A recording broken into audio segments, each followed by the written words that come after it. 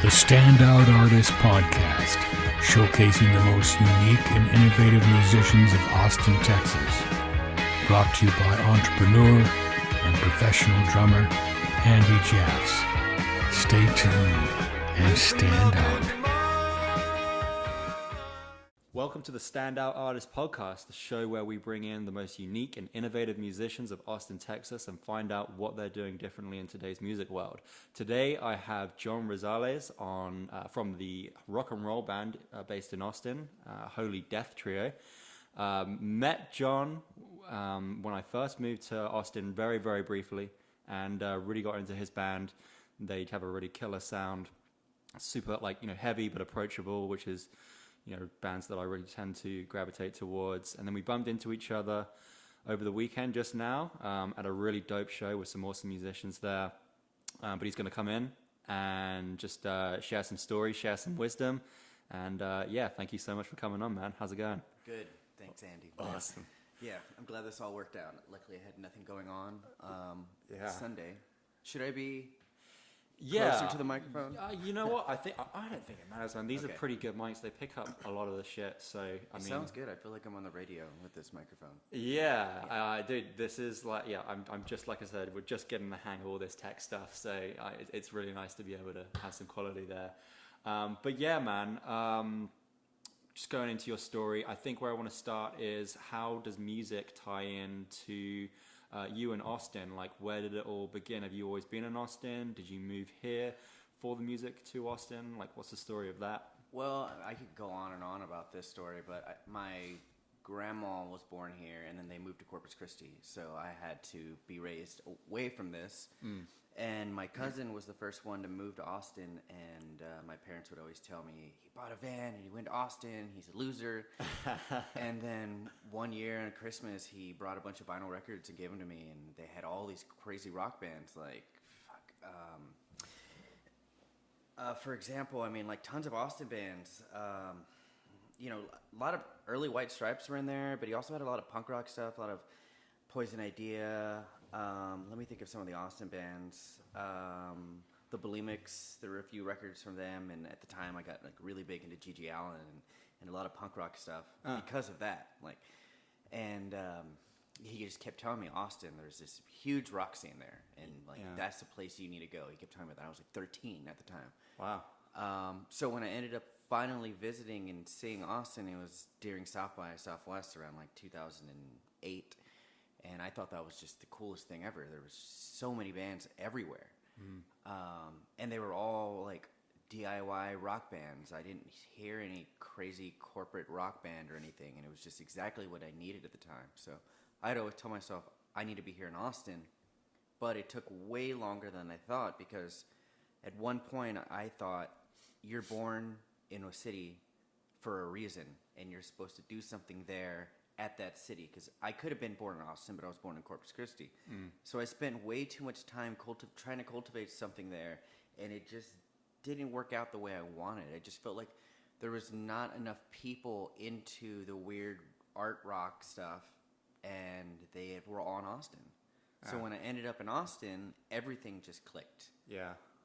It did take a little while, and I think I moved to Austin one time, and the issue was that I think I gave up too early, and I just felt like, I just don't fit in anywhere. This is not my crowd. And then I gave it another shot when I officially moved here, which was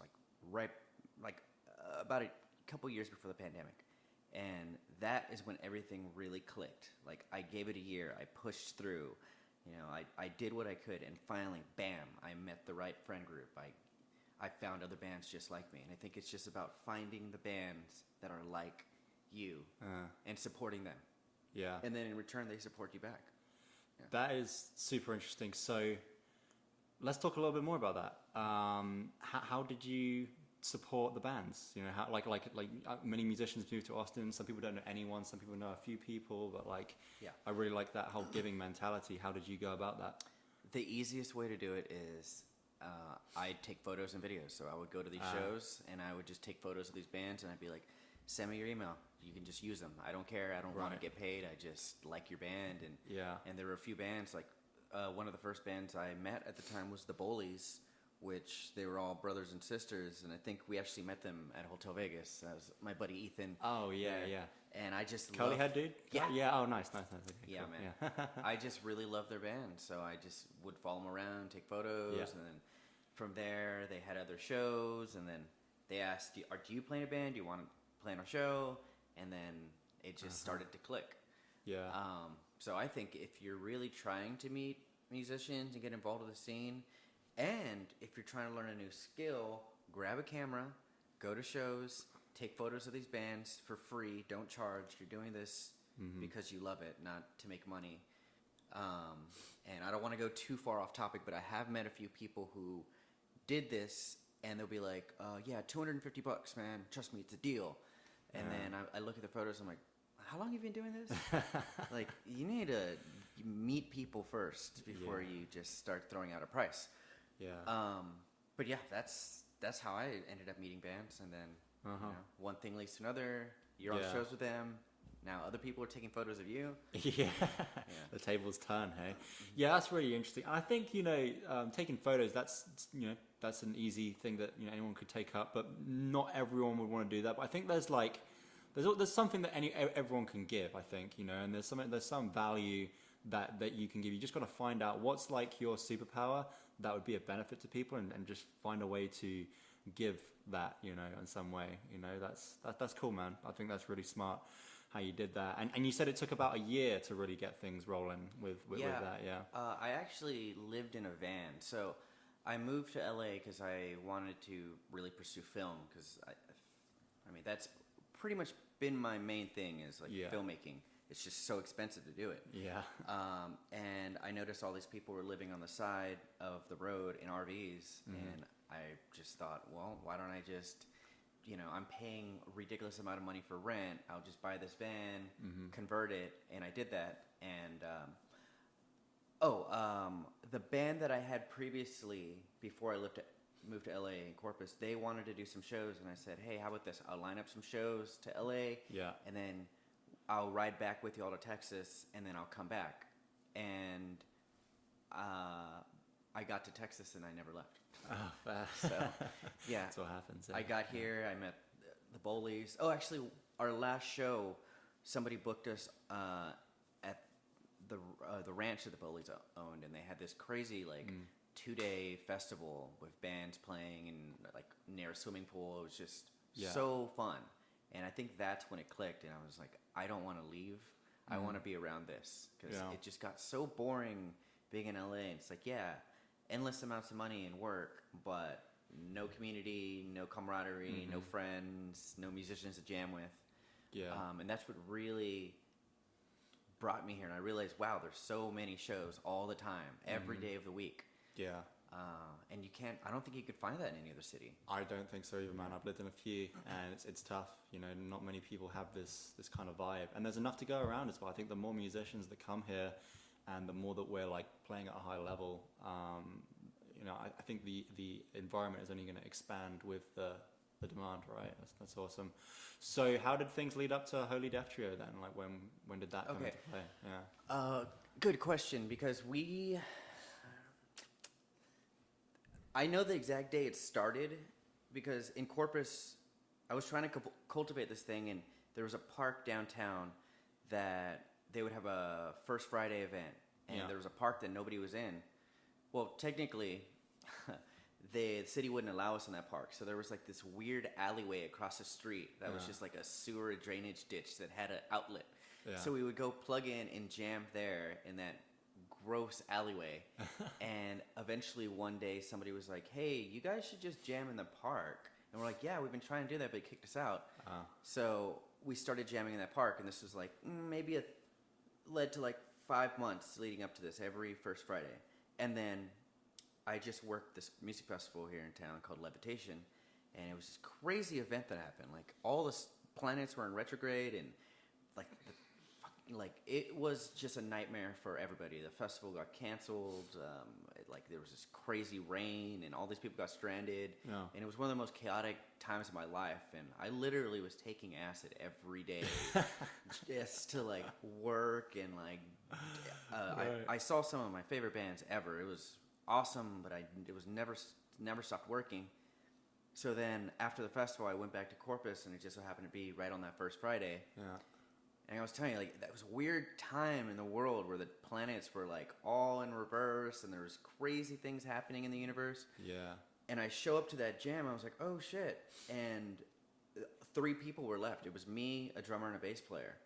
And I thought that was just so weird. Like, the guy that set it up, nobody else showed up, and we're like, all right, fuck it, let's jam. Yeah. And by the first note we hit, everything was just perfect. Every song we were doing, everything, it meshed so well. And we were able to just like keep playing and make up songs and try songs. And afterwards, I was just like, hey guys, you want to maybe start a band? And they're like, yeah, fuck it. And at the time, I didn't want to take the lead in a band. I didn't want to be a leader. I just wanted to just be in a band. And I said, what do you want to name it? And one guy was like, the Fat Cats. And I was like, okay, we're the Fat Cats. So we were just doing blues and stuff. But the songs that really clicked were the stoner rock ones. Like, that was where Bad Vibes came, and Black Wave, and those like stoner rock songs. And eventually I actually emailed Levitation, the music festival, and I said, hey guys, I've worked for y'all, I've made y'all so much money, I've worked for free.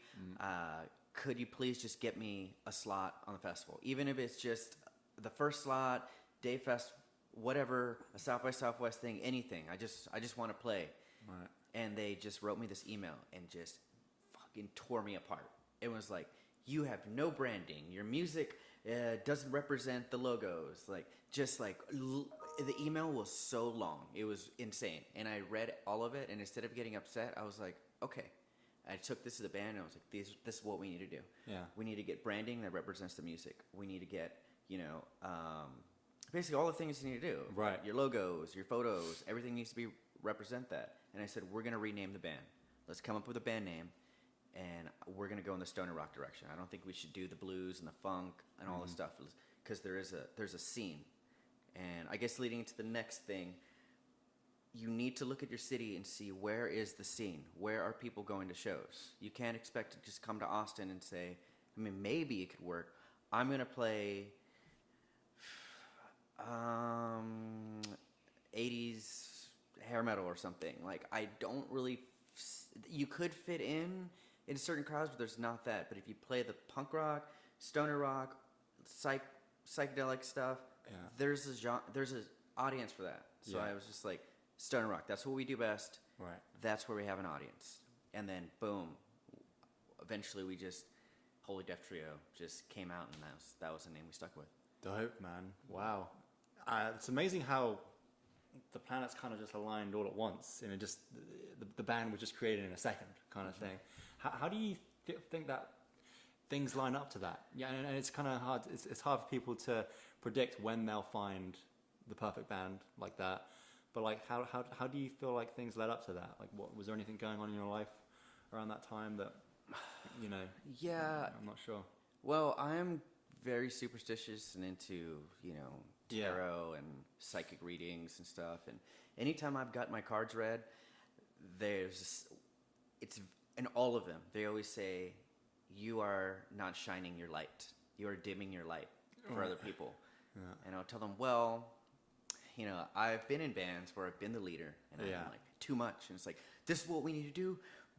We're going to do it. We're going to be the greatest band in the world. Right. And I try to be that Steve Jobs, like, let's fucking go. We can do this. Yeah.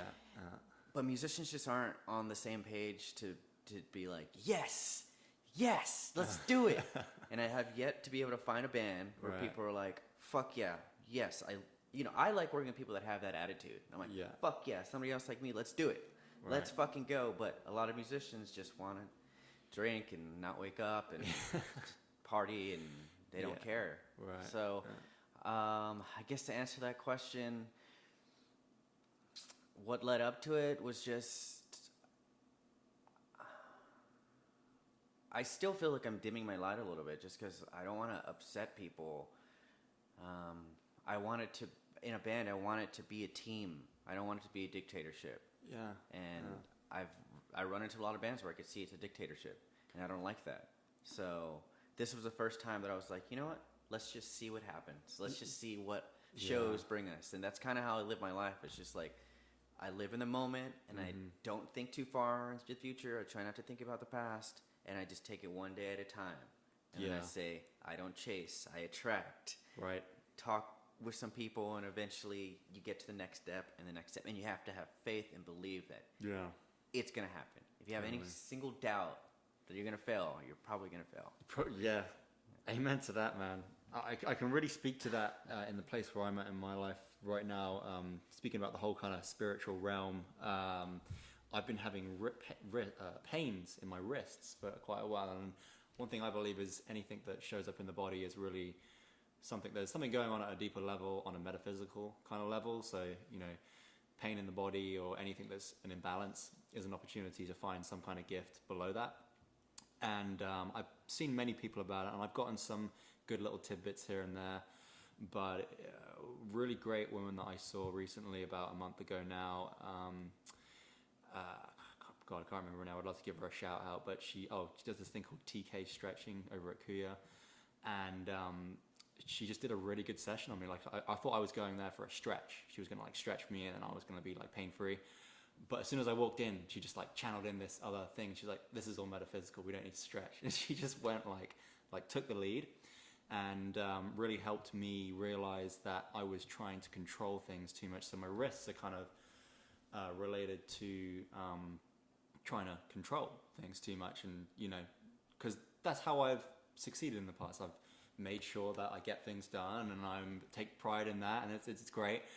But it's like, yeah, that's great. You're doing great with that, and you've had some success. But imagine what it would be like if you allowed yourself to co-create with life. And as soon as I heard that, I was like, wow, yeah, that's super powerful. Like the more that you let go and allow that bigger thing to help you, the easier it gets, and the more you can do. Like you can get a certain like distance by just controlling and doing, but when you're co-creating with life force, whatever it is, that's when some pretty cool shit happens. Like even us meeting on Friday, like I think we saw a lot of the same similarities in musicians, like where we wanted to go, and that happens when you're in flow and when you're not trying to control the situation. So yeah, it's amazing. There's not really an exact formula for it. It's basically just like, hey, get out of your own way kind of thing, right? It's amazing. Yeah, I don't think anything great comes from forcing it to happen. Yeah, there's this saying, like, you can't just yell at a seed and say grow. Yeah, you can't, like, it's going to happen over time. And I see a lot of that with music, and I don't know, at some point somebody has to take the lead. Yeah, somebody has to do it, because then you're just like, whatever, we're just a whatever band. I feel like that even happens in a lot of relationships. People are like, so are y'all a couple? And I'm like, like somebody does. It's communication, and there needs to be a leader, but I'm all about just let's let it happen. Sometimes though, you do need to take action. Like, it's so weird, the stage fright thing. Like, there's sometimes I've gone to shows and I'll see something, I'm like, holy shit, I need to find a way to talk to that person. And I'm like, figure it out, and I'm like so scared, and then eventually like it'll happen, and I'm like so glad it did, because it leads to all kinds of opportunities, and you just gotta do it and like take the jump. Sorry, now I'm going in like a whole nother route. Totally. So what she did, was that Reiki?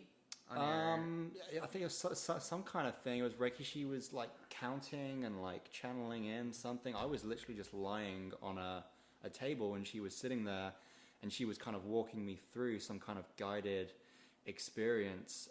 We were talking back and forth, and she was just on point all the time, knew exactly what was up, and I was just like, shit, this is great, this is really good. And I'm going to go for a little follow-up in a couple of weeks for her, because my wrists have been a lot better. They're not completely gone, but I think she sensed that. She was like, yeah, we probably need a follow-up session after this. But I see.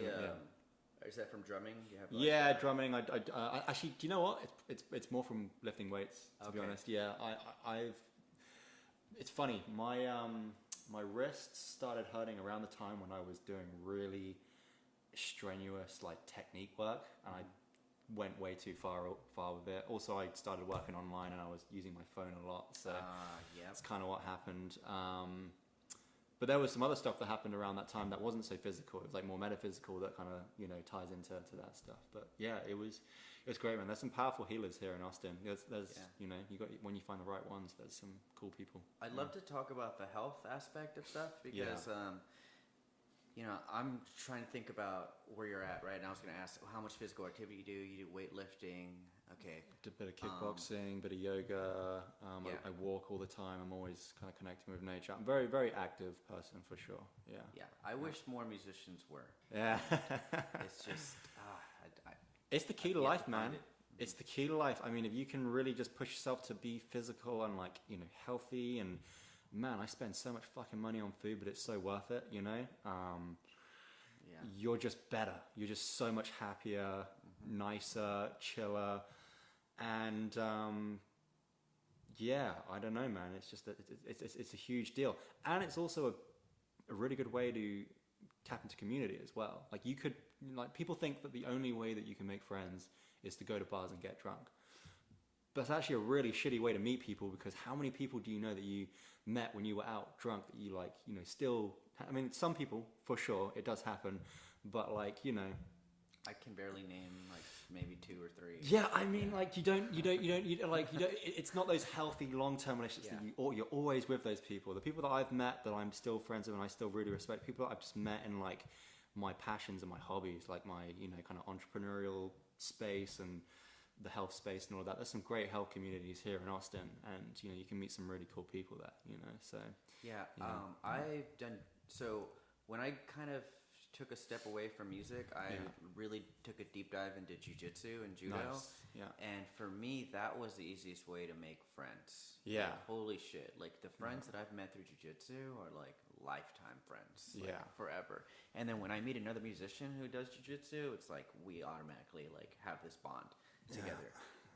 So that's a really easy way to make new friends in the city. Yeah. And it was crazy when I moved to LA. It wasn't a culture shock, because I like technology. I like green vehicles. I love seeing Priuses and electric vehicles and all that. And what I noticed was I couldn't find a single person in my LA friend group from jiu-jitsu and stuff that wanted to go to bars.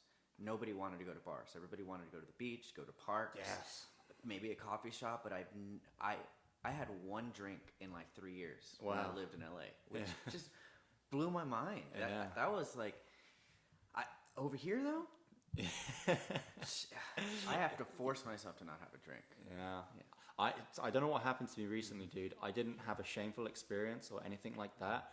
I was literally just walking from across the street over to my place, and I just decided, in the moment, I was just I don't want to drink anymore. I don't know. So, and it's been the most effortless time I've ever quit drinking.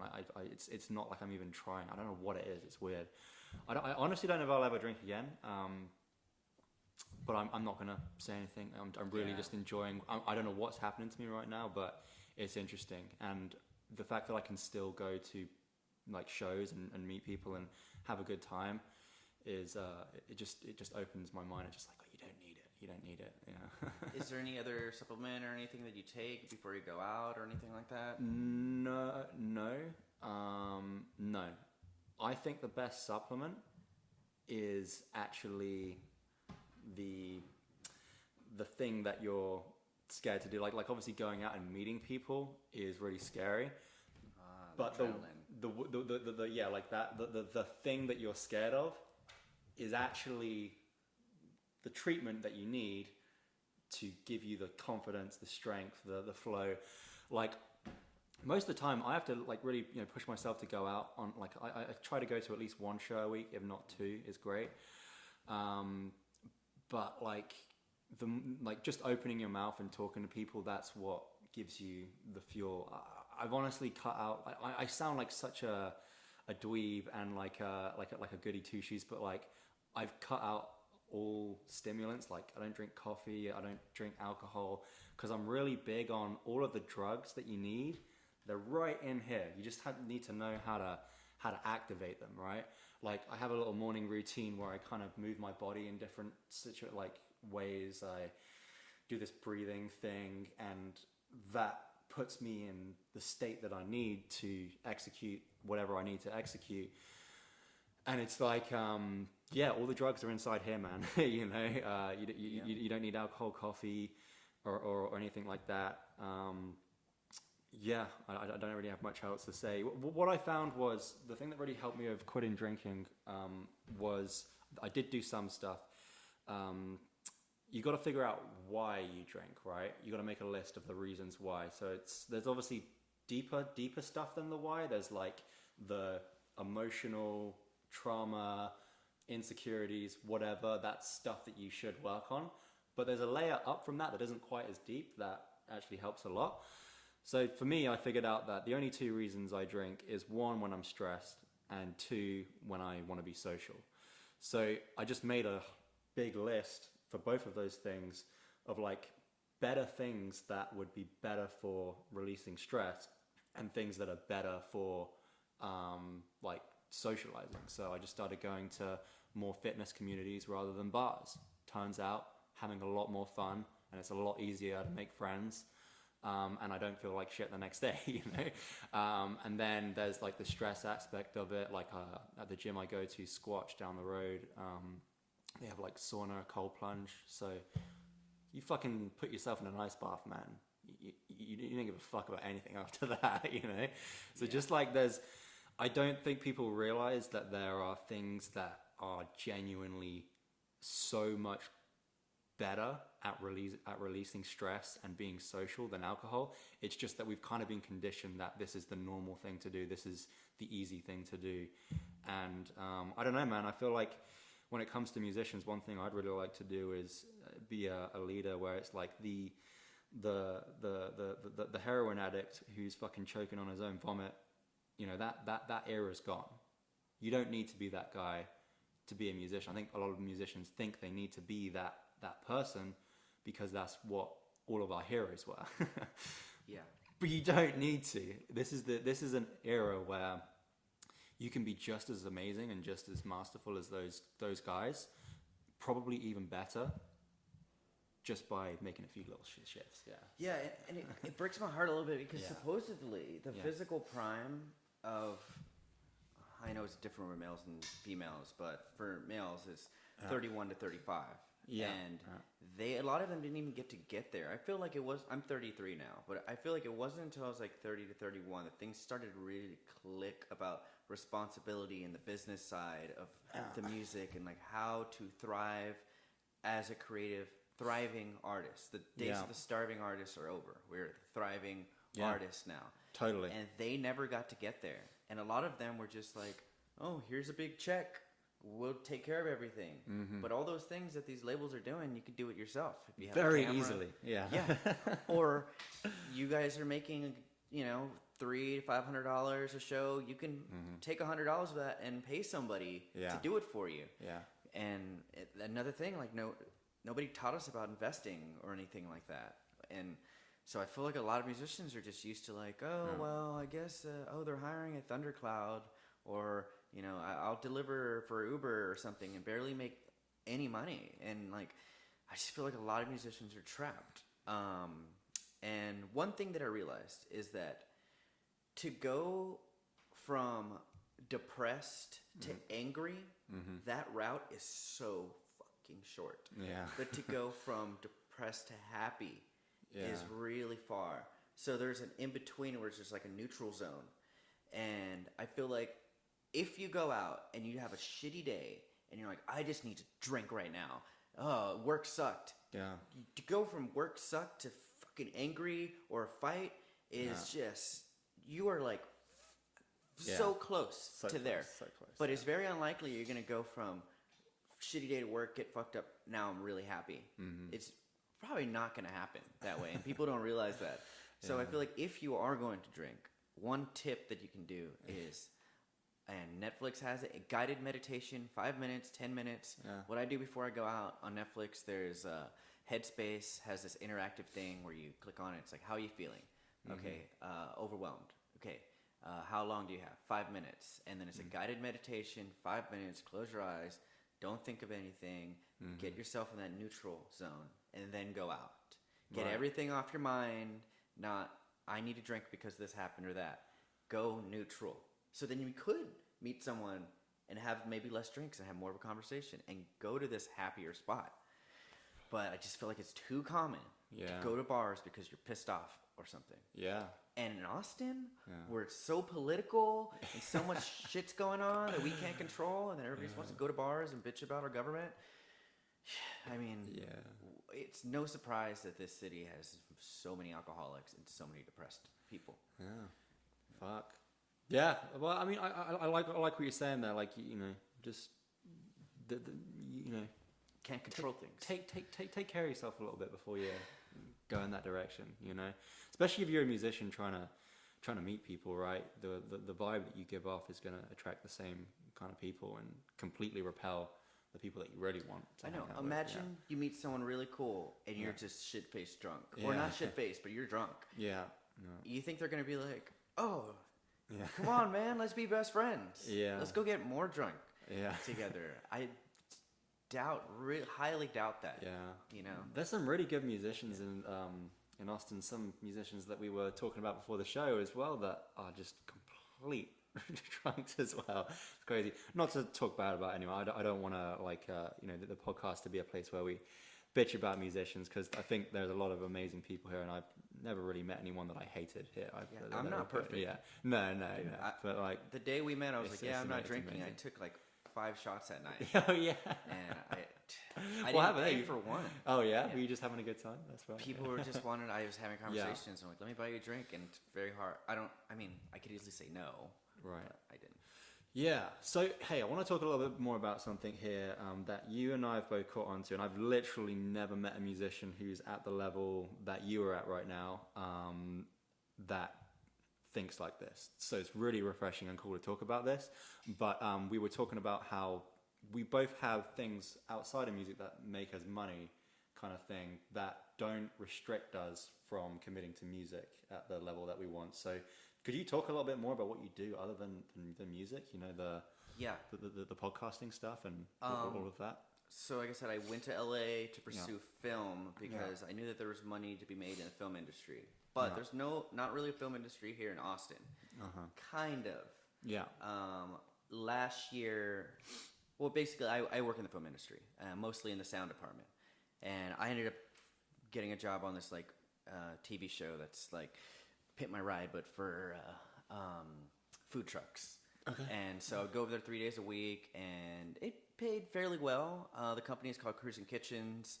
They have a TV show called Built for Business, and they're just fucking killing it right now over there. Right. But I was having to drive all the way to San Antonio to work, and it was really hard to do the band thing. Yeah.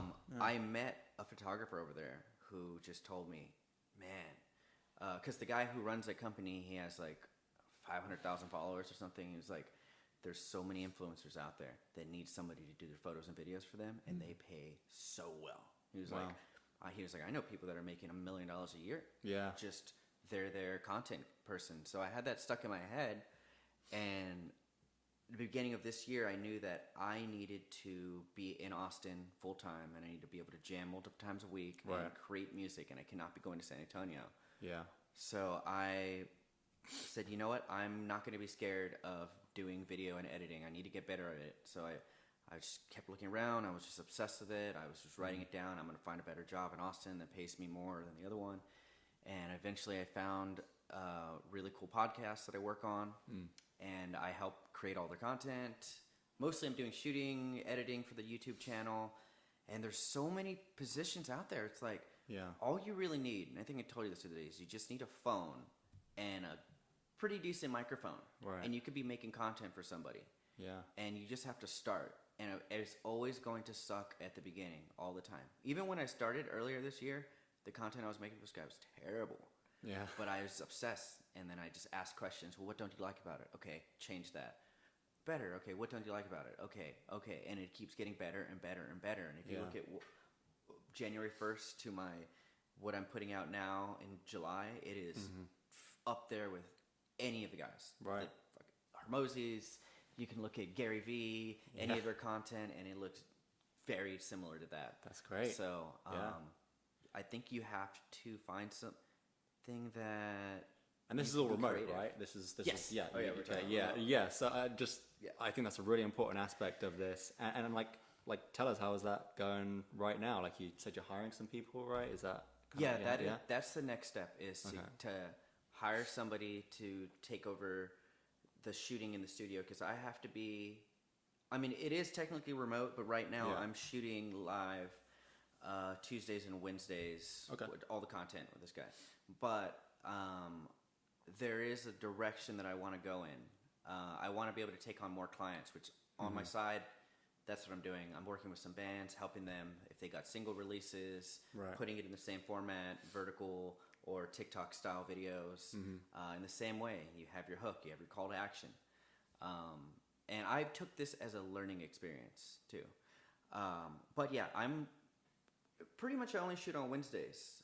Right now, we're getting to the point coming into the next year where we're going to bring somebody in who can be in the studio those days, so I can have some more flexibility and I can be able to work wherever. And if you're a video editor, photos, I mean, just like I know some people that run social media pages and they make $500,000 a year plus remote. Yeah, and that's it. It's great, and I really want to inspire more musicians to do that, because there's so much opportunity just online. I mean, even a little bit easier than doing like the photo stuff. I'm a freelance copywriter on the side, do about 10 to 20 hours a week, and I'm very, very comfortable. Like all I needed to do was learn how to write, and I got a D in English. I dropped out of I didn't drop out of high school. I barely passed high school because I didn't try. And now I'm getting paid to write, and I'm getting to the point as well where I need to hire on people as well. And it really only took me, well, actually I became a paid copywriter the day after I decided to become one. That was because I was already with a business that needed a copywriter, so I kind of took the lead there. But like it's a skill that anyone can learn if you're willing to just sit down and figure it out. And that's just one. Those are just two examples, right? There's so many other examples. I really want to inspire other musicians out there. Like, hey, you don't have to work at a bar. I know that seems like the only option, but like you have skills already that if you just worked on them a little bit more, you could bring those online, do a little bit of freelancing work 10 to 20 hours a week, make like twice as much, 10 times as much as you're already making now, and focus on the music, And then by that time, you can just go wherever the fuck you want in the world. You can tour to Europe if you want, and that's fine. You can still make money, So I don't know. I just think it's cool that you're doing that, and I hope through this podcast I can talk more about this kind of stuff and inspire people to take that lead. Because you don't, like I say, you don't. I think this is a good theme of the podcast. You don't need to be a broke, starving artist anymore. It's over. You don't need a record label. You just need dedication and to not do what everyone else is doing, basically. I think you're onto something here when you said take the leap. It just reminded me of a story, because so you weren't a copywriter, but you just said I can do it. Yeah, I just said, hey, I'll do it. Yeah. I can do it. Right? Yeah. I know somebody who got into guitar teching. But they kind of faked it till they made it. Yeah. But they had a good team around them, and somebody offered them a spot to go tech with Slash on a Guns N' Roses tour in Europe. And they said, no, I'm not good enough. They said that? Oh, shit. And didn't take it. And it's like, what? Are you kidding me? Fucking hell. Once you're over there, you're with them, and you're going to have to learn. Yeah. You're thrown in the fire. That's the prime opportunity. Oh, my God. Always take the leap. Even, like... okay, so I love and I hate the fake it till you make it attitude, but if you don't take these opportunities, you're never gonna get anywhere. You have to take the leap and do it, and it's scary, but that's how you learn. Any job that I've had, there's multiple things I've done. Like on an academy here, there was this jiu-jitsu event that they had, and the lights were all fucked up. And I just told them, I can fix the lights. And they said, really? No. Yeah. And because it needed to be done. Yeah. And I took the whole truss down and plugged everything. And it was just a total shit show. It would not work. Yeah. And I just got on YouTube and I was just researching the lights. Yeah. Next thing I was like, I need a new controller. Okay, got one, plugged it in. Boom. Everything worked. And everybody was just like fucking mind blown. They're like, what the fuck? And I was like, had no idea what I did, but I watched on YouTube and I figured it out because Figured it out. yeah, Just take the leap. everything is on YouTube. Yeah. TikTok. It's crazy because TikTok now, you can search anything. I search for that for anything. It's like how to get rid of hiccups. TikTok. Look at the most popular video. Boom, it works. Best way to get rid of hiccups, by the way, is to hold your breath for 60 seconds. That's my experience. Really? What did you do to get rid of? I think I did the drinking the water thing. There was like a Upside down? Like, yeah, it was like it wasn't upside down. It was like in a weird angle. Right. Yeah. Okay, I've never tried that one. Always on the breath thing. Cool. So you guys are learning some cool shit today. How to, make it as a musician. How to get rid of hiccups. The whole shebang. Yeah. It's awesome, man. Where's things going now with Holy Death Trio? You as a musician, what do you see what does the future hold for John Rosales? That's how you say your name, right? Yeah. Sweet, cool. I am obsessed right now with getting the next album out. And okay. The only problem that I'm having is, I don't know. I like your next album has to be who you are, and that's gonna make it or break it. And I'm kind of hyper obsessing over what's going to be on that album, and I just want to do it right. And I think I'm going to be in the studio before the end of this year. Maybe it'll be at the end of this year, like in December. But that's the goal, is to get that album out. And right now we're just playing shows, making money, entertaining people, getting cool content out there. I've been, taking TikTok very, very seriously and getting a ridiculous amount of views on videos and a new fan base. And I feel like I am educating people with the content that I'm making on past. I shared a video of Keith Moon blowing up a kick drum, and a lot of the people on there were like, "What band is this? Who is this?" Oh my god! So you've never heard the Who? Awesome. Well, I'm glad this was your first introduction. Was Keith Moon exploding this kick drum? Now you're a Who fan. Dude, it doesn't surprise me that people don't know who Keith Moon is. I mean, fuck, you see Greta Van Fleet out there being Led Zeppelin. Yeah. No one knows who the fuck Led Zeppelin is, so they're just doing so well. Dude, people are just finding out who Metallica is now from Stranger Things. It's crazy. Yeah. But, dude, I mean, it's the thing. I might just start a fucking Black Sabbath band and just wing it. People won't know. I mean, in Austin they might. But yeah. Anywhere else, Yeah. No, I'm not going to do that. I have some kind of conscience. Yeah, you know what I'm saying. Yeah. That's cool, man. So getting the album out, and you sent me that song earlier on today, where this is kind of, you said that that's the direction that I'm trying to take the music. How would you describe that in words, where you're taking the sound? So the next album isn't gonna be that sound, but that is the direction I want to go. And it was heavy blues, kind of punk style. It has a little elements of everything. I just feel like there's an untapped market for kind of not rowdy, but if you go to a Texas country show, it's just guys that drive trucks at work and have hats and boots, and maybe they're drunk and their girlfriend left them and they have a dog, right? It's that same kind of character in all those bands. And I really want to but those people go to so many of those shows, and they really want to see a rock band. They want to see a blues thing. They want to have fun. They want the fucking not shuffle beat, the train beat, all that stuff. And we have the elements to really entertain that crowd.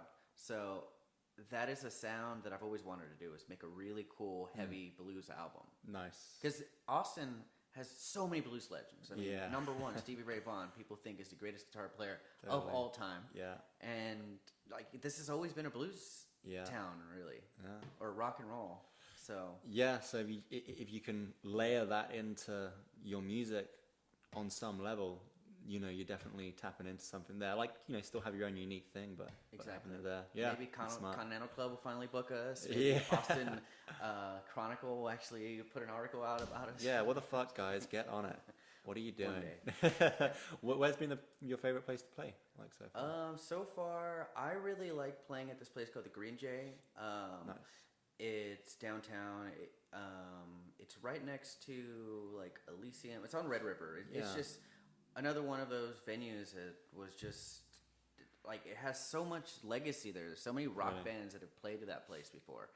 And I just really like the owner. He's the GM of Stubbs, and he's just really cool dude. And everybody that works there is just so passionate about rock and roll and giving bands an opportunity. Yeah. And that's another thing. If y'all are in a band and you need a place to play, like that is good entry level venue to get into, to be able to meet people and to play shows in Austin. Because the hardest thing for me was getting shows in Austin. Yeah. I thought I wanted to play Hotel Vegas, I wanted to play Mohawk, I wanted to play Empire. Right. And then after I played all those venues, minus Vegas, the other places had such high production cost that even though it was like a packed room, we would make like $50 or something. Yeah. Because the sound guy needs $700, the door guys need $100, the bar backs need this. And it's like, if we weren't there, you wouldn't have any business. But whatever. It's crazy. Yeah. Some shit needs to happen with that. Yeah, We need to find the loophole. Yeah. I know. It's the venues that do 100% of the door. Like Valhalla downtown gives you 100% of the door. Green Jay gives you 100% of the door. There's a few others. That's the places I like to play. Yeah. And then other places like Hotel Vegas, I like playing that place because they will give you a guarantee. Yeah. But the crowd that goes there, just like they don't move. It's just so weird. At a Hotel Vegas, you say? Yeah. Yeah, it is kind of for sure. I mean, sometimes they do, but a lot of times it's like, are they into it? Do you like the music? I can't tell. But the music is so good there. Yeah. But people aren't moving. I mean, that night that we saw on Friday, there's some great bands there. Even that girl band at the end, I was like, shit. Sailor Poon, yeah. I would never like really listen to this stuff, but like, nothing against it. It's great. It's they've got an audience. But I was just like, this is really entertaining. Like these girls fuck. Like it was cool. Oh fuck yeah. Yeah, like they fuck hard. Yeah, no, that's awesome, man. John, it's been a real pleasure to have you on the podcast. Thank you for sharing your wisdom. Thank you. And where can people follow you? What do they have to look forward to? They got the album, of course. Yeah. Get on TikTok, follow us at Holy Deaf Trio. That's where you're gonna find all the juicy content. I'm going all in on TikTok, and maybe throwing a little bit on Instagram now, because that is the place. That is the platform right now. I'm having so much fun making content on there. Yeah, it's fun killing it. I love it. Thanks, John. Appreciate it. Thank you.